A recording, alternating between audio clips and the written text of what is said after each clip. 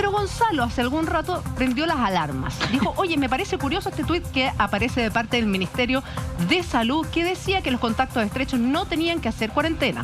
Ahí lo estamos viendo.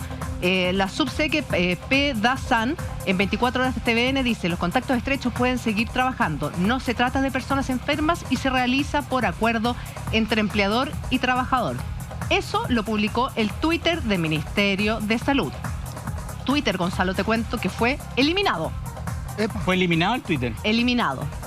Ese es el mensaje contradictorio, porque ahora que lo dijimos, que se había dicho algo que es errado. Bueno, de lo arrepentido del reino de los cielos, pero bueno, porque fue reemplazado. Digamos lo que es cierto, porque eso es importante. Hay que lo que es cierto y lo que reemplazaron en el Ministerio de Salud es lo siguiente, ponga atención. Dice así, los contactos estrechos deben mantener cuarentena. Podrían hacer teletrabajo si su labor no requiere estar presencialmente, en acuerdo con el empleador, Gonzalo. ¿Qué te parece? Yo creo que más allá, mira, puede que la subsecretaria se haya equivocado, ¿ya? Asumamos que se equivocó, que está bajo mucho estrés, etcétera, etcétera. Más allá de eso y más allá de sacar cuentas respecto a las cosas que a veces hace que son... Esto genera, lo que tú estabas planteando antes, muchas dificultades de comunicación. Mira, el otro día yo pensaba lo siguiente. Supongamos que hubiera un terremoto que afecta a varias ciudades turísticas típicas que vamos de paseo, ¿no? A Temuco, a Pucón, a Osorno, a la región de los lagos, Puerto Montt, y que además se produjera un tsunami en las regiones de la sexta y la quinta región, que es donde mucha gente de la zona metropolitana va a las playas. Supongamos que esas cosas sucedieran, hubieran fallecidos, se corta el agua, ¿estaríamos pensando en permisos de vacaciones para ir a visitar los lugares donde se está produciendo este desastre? No, estaríamos viendo cómo resolvemos el desastre. Y yo creo que ese encuadre, que esta es una estrategia, que esta es una emergencia de salud pública, no ha entrado, y no ha entrado desde las vocerías que hace el gobierno. Y en realidad, debo decirles que a pesar de que hayan personas que no estén de acuerdo con este gobierno, yo soy uno de los que no está de acuerdo con este gobierno, si el gobierno dice algo que tiene que ver con esta pandemia porque tienen toda la información, les tengo que creer. Tengo que seguir eso, nos tenemos que unir alrededor. Pero eso no sucede. Día a día se producen estas contradicciones como la de ahora, que me parece quizás fue una equivocación tonta, pero estas equivocaciones son continuas. Entonces, ¿qué termina pasando? Nadie le cree ninguna cosa a lo que dice el gobierno. Y todo se transforma en o eres pro colegio o en contra de los colegios. Eres anti vacuna o pro vacuna. La verdad es que ninguna de esas polaridades nos sirven. Esto es mucho más complejo y por eso estamos frente a un desastre. Y aquí falta una comunicación 10 meses después muchísimo más clara. Oye, yo creo que por es agotador. También es agotador, pero también es importante la responsabilidad que tenemos todos los medios de comunicación de entregar la información y de insistir en lo básico. El autocuidado, ¿con qué? Lavado de mano constante, alcohol gel si no puede lavarse las manos, el uso de mascarilla, distancia física, que es algo que hemos reiterado una y otra vez. Lamentablemente acá hay un error de la comunicación y me gustaría, señor director, si me puede volver a poner el Twitter correcto para que no quepa duda. Si usted estuvo con una persona que es COVID-19 positivo, usted es un contacto estrecho y debe quedarse en cuarentena. Pueden hacer teletrabajo si su empleador así lo requiere y si usted puede hacerlo, su trabajo se lo permite, de acuerdo con el trabajador, sea el PCR le haya salido negativo o no. Se lo digo por experiencia propia. A mí el PCR me salió negativo. Fui contacto de mi madre, contacto estrecho, y aún así mi doctora me recomendó quedarme todos los días porque ese día que me hice el PCR mi carga viral era baja. Eso no quiere decir que los días posteriores no haya subido esa carga viral y me hubiera salido un nuevo PCR positivo. Ya, pero ahí lo importante, qué bueno que aclaraste lo del tuit, Julia. Está, entre comillas, el primer tuit que leyó Gonzalo, para que después no digan, no, es que la prensa, porque siempre, al final el periodista siempre es el responsable. No, yo no dije eso. Ya, ahí estaba con comillas y todo. Lo escribió el MinSal, el organismo oficial. Exacto. De hecho, me dicen que está llegando no el examen de PCR al MinSal, sino que la PLR están viendo si va a salir negativo o positivo. Están en eso. No se sabe, pero hablando súper en serio, es un error muy grave. Es muy grave porque la gente se queda con aquella información. Entonces, ahí ya volvemos. Aclaremos otra información acerca de los PCR, porque estaba recién conversando con una persona que es especialista en PCR. Los PCR negativos es alrededor del 30%. O sea, tú te haces un PCR, te aparece negativo, pero hay un 30% de posibilidad de que sea falso. Exacto. Eso. Y por lo tanto, ojo, el PCR no es la solución para todo. Si la solución para esto, y lo dice mi colega Muriel Ramírez, que ha aparecido a cada rato en el pequeño corto ahí, la vacuna es uno. Es la prevención que podemos hacer entre todos. La vacuna todavía somos nosotros, no la que esperamos nos inmunice en algún momento en el futuro.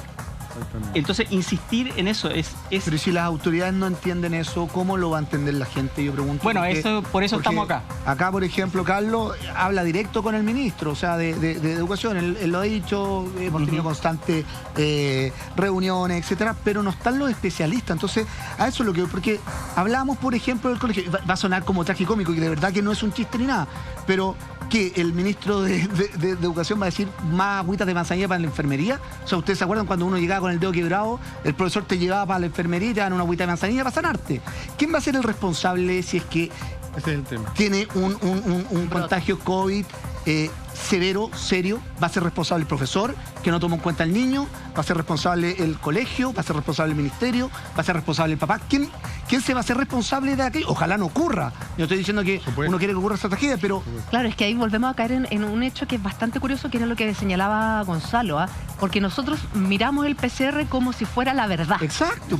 Porque es el único examen que tenemos para detectar este virus. Es un indicador, es un buen indicador. Pero no es, como tú dices, depende mucho en el momento que te lo tomas. O sea, no es que no tengas el virus tampoco. O sea, hay un porcentaje de PCR que aparecen negativos que son falsos negativos. Y eso es una realidad. Entonces, ¿cómo lo vamos a hacer con el regreso a clases? ¿Se le va a exigir a los profesores PCR negativo, a los alumnos? Ahora, mira, es lo único que tenemos hasta el minuto. Exactamente. Hay un tema así que se ha dado durante todo el año 2020 y que tiene que ver con la poca credibilidad, o nula ya a esta altura, de las autoridades. Y esa es una realidad. Es decir, todas las encuestas que se hicieron durante el año 2020 están en la misma línea de la que están haciendo ustedes ahora acá. Es decir, en todas partes sobre el 90%, cualquier encuesta hecha por nosotros, hecha por el gobierno, por el ministro, todas daban el mismo índice. Sobre el 90% decía, no vamos a volver mientras no estén las condiciones. Porque hay temas que tienen que ver incluso con el sentido común.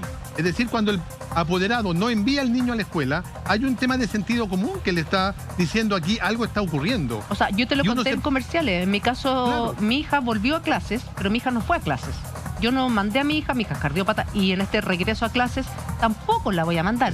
Y les contaba que a mí ya me llegó la lista escolar de los útiles y que salía, por ejemplo, 2 acuarelas de tantos colores, entre paréntesis, si hay un regreso presencial, cierra paréntesis, el libro tanto, entre paréntesis, si hay regreso presencial, si no, no. Entonces al final uno tampoco puede comprar la lista de útiles porque no sabe si va a ser presencial o no. Pero tú como mamá, obviamente, es mucho más cómodo que vuelvan, ¿no es cierto?, a clase, que estén presencial.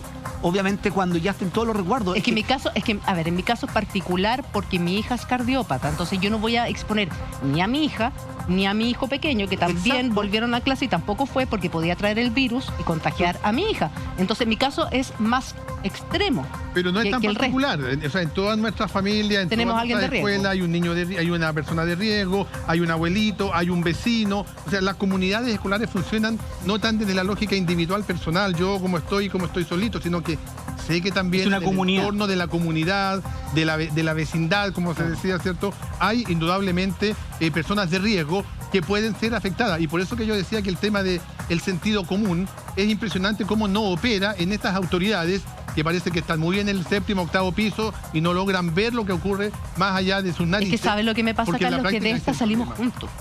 O sea, de esta lamentablemente, te guste o no te guste, salimos juntos. O sea, esa es la realidad. Entonces, hoy día más que nunca me da la impresión que tenemos que escuchar a todos los actores que tienen voz y voto frente a un regreso a clases el 1 de marzo, frente a lo que pasó ahora con el Twitter del MinSal. Me parece que hoy día más que nunca tenemos que estar todos unidos, porque si no, si cada uno o nos quedamos con el no le podemos creer a las autoridades o nos quedamos con esto con lo otro, no vamos a avanzar. Y el panorama que se nos viene, según la presidenta del Colegio Médico, dice que si las medidas que toma el gobierno no surten efecto de aquí a los próximos 14 días, estaríamos hablando de 6.000 contagios nuevos diarios.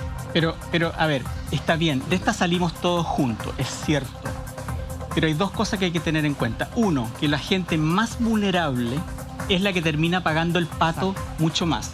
Y segundo, que a pesar que salimos todos juntos, la comunicación coherente respecto a este desastre y a esta emergencia de salud pública tiene que venir de las autoridades, nos guste o no nos guste, aun cuando esas autoridades tengan una credibilidad súper baja, son los que mueven los recursos, son los que aparecen en los medios. O sea, si sale un ministro ahora, cortaríamos esta comunicación, porque esa es la comunicación oficial. Y eso falta, y falta en eso mucha imaginación, mucha generosidad, mucho reconocimiento de errores y una narrativa distinta. Correcto. Yo creo que la Julia lo dijo más claro. Dejemos de hacer campañas políticas y lo dijo el director de la OMS, claro, ayer. Menos politiquería, más salud. Y además falta mucha responsabilidad. Yo insisto, a mí me parece absolutamente irresponsable de una autoridad como un ministro de Educación, viendo el panorama que hoy día tenemos como país, que a 45 días, 48 días de cuando se va a producir supuestamente este regreso, ya esté dando por sentado y por hecho una situación. Cuando la verdad que hoy día lo más normal es la incertidumbre, porque no sabemos qué nos trae el día de mañana. Y ese es el tema de fondo. ¿Y quién se hace responsable frente a las situaciones que puedan vivir las comunidades escolares el día de mañana? A mí me parece que lo que dice Gonzalo y esa analogía que hace del terremoto con tsunami es muy cierto. Nos cuesta entender que lo que estamos viviendo es una tragedia de las mismas proporciones y que ha costado más vida que un terremoto, que un tsunami. Estamos hablando de cerca de 23.000 chilenos. Entonces estamos hablando de un tema que es real. Si estuviéramos frente a un terremoto, como dices tú, no estaríamos pensando en un regreso a clase el 1 de marzo, no estaríamos pensando en el comprar útiles escolares. Ni comprar útiles escolares. Eso es una frivolidad impresionante. ¿Cómo es posible que estemos hablando de los uniformes escolares cuando se están muriendo personas todos los días en Chile?